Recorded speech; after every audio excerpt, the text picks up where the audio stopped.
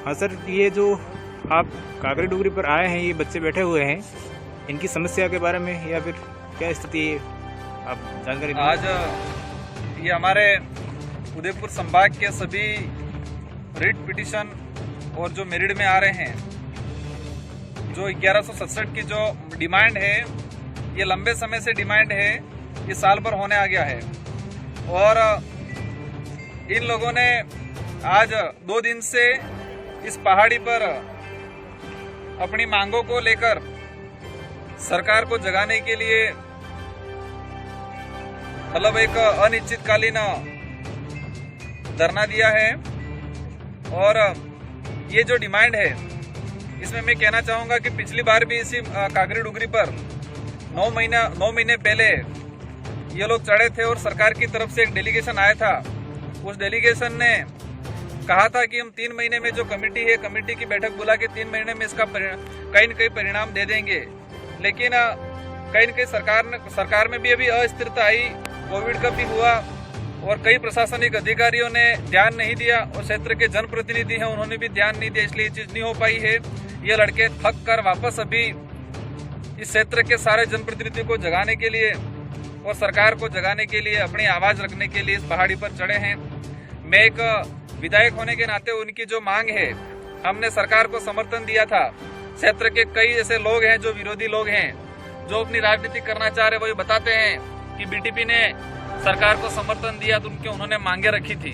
तो हमने मांगे रखी थी और ये मुख्य मांग रखी थी और इसके लिए आज भी हम तत्पर हैं। अगर सरकार नहीं मानती है तो सरकार के खिलाफ भी अगर जाना पड़े इस मांगों को लेके तो हम जाएंगे। और यहाँ पर जो बैठे हैं उनको भी मैं कहना चाह रहा हूँ कि हम शांतिपूर्वक बैठे, कोई ऐसा कानून हाथ में नहीं ले। और आपकी जो बात है हम सरकार तक पहुँचा रहे हैं। 14 तारीख को मीटिंग होने वाली है, उस मीटिंग में हमारे आपकी जो बात है वो रखेंगे।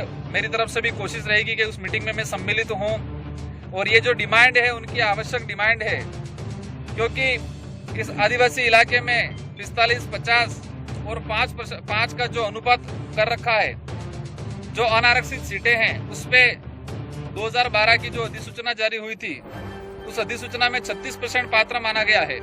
तो 36% जो पात्र अभ्यर्थी हैं और इनमें से कई अभ्यर्थियों ने रिट पिटीशन भी दायर किया था और रिट पिटीशन में फर्स्ट में जीत गए थे। डीबी में सरकार की तरफ से जो अपील हुई, इसके बाद हार गए हैं। तो उनका हक बनता है और ये हक सरकार को देना चाहिए। और मैं साथ ही आपके माध्यम से पूरे आदिवासी इलाके के जो जनप्रतिनिधि है उनको भी कहना चाह रहा हूँ कि आप लोग भी इन बच्चों की आवाज़ सरकार तक पहुँचाए। सभी एकजुट होकर, राजनीतिक होती रहेगी, सभी अलग अलग दल से हो, किसी भी संगठन से हो, लेकिन इनकी जो वाजिब मांग है, उस मांग को हमें सबको मिलके एकजुट होकर सरकार के समक्ष रखना चाहिए और इन मांगों को पूरा करना चाहिए। तो मैं एक बार दोबारा सभी क्षेत्र के जनप्रतिनिधि हैं उनको भी कहना चाह रहा हूं कि राजनीतिक से ऊपर उठकर समाज की जो डिमांड है, इस क्षेत्र की जो डिमांड है, उस डिमांड को रखना चाहिए। और जो लोग परेशान हो रहे हैं, जो अभ्यर्थी कई लंबे समय से संघर्ष कर रहे हैं, आज बारिश के समय में इस पहाड़ी पर बिना किसी सुविधा के जो धरना प्रदर्शन कर रहे हैं अपनी मांग को लेकर, तो हमें उनकी पीड़ा को समझना पड़ेगा और उनकी जो मांग है हमें सबको मिलकर सरकार के समक्ष रखनी पड़ेगी। मेरी तरफ से पूरी कोशिश रहेगी कि राज्य सरकार, और मैं ये भी कह रहा हूँ कि पूरे आदिवासी